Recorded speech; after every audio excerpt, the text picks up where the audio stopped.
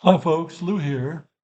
And not so long ago, I did a video about empires and why empires fall.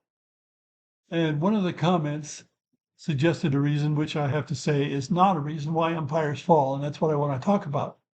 The commenter said, the main reason is ethnic replacement. People with another blood are less and less capable of understanding the laws and traditions introduced by predecessors. Now, this is nonsense. First of all, there's no reason to believe that other people are not going to be able to continue the tradition. Blood has very little to do with the mind.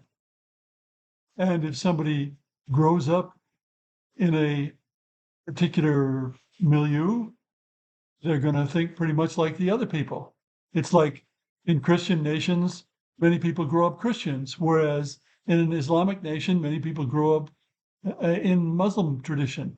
It happens because you're there, not because of your blood. Now, education has a great deal to do with this. And if education in some way discriminates against somebody of a particular blood, then they could make a difference. We have an example of this. We probably have many examples of this. For example, the Roman Empire. The Romans of the Republic were quite different from the Romans of the late Empire. Why? Because a whole lot of slaves had been brought into Rome, and many of those were freed and became citizens of Rome. So the blood changed. Now, can you blame the fall of the Roman Empire on that different blood?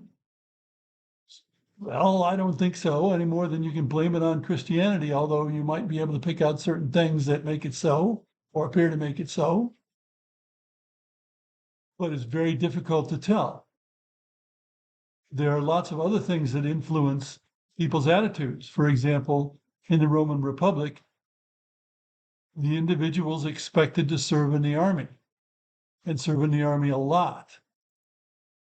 And then they had other people in their family and possibly slaves, the Romans kept slaves, that could take care of the farms and keep things going. But over time, many of those farms failed for one reason or another and were bought up by people with lots of money. And so you had a great gap of wealth between the rich and the people who were farmers.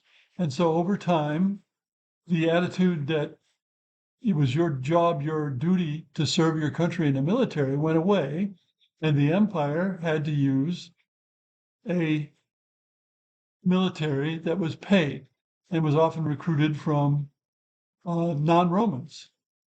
For some reason, they could not manage to draft vast numbers of people in the city of Rome itself who had no jobs and were living on the public dole. Now, was that because of the slave blood? No, it was changes in how people viewed things. If you want to see how people view changes, you just see what people think about racism and fascism and so on today, and how much more common it is that people approve of Adolf Hitler or approve of Mussolini and so on. That wasn't true 40 years ago, but it is today. That's not because of immigration or anything else. That's, I think, more because of education than anything, but there are lots of reasons. Anyway, empires don't fall because of ethnic replacement. Thanks for listening.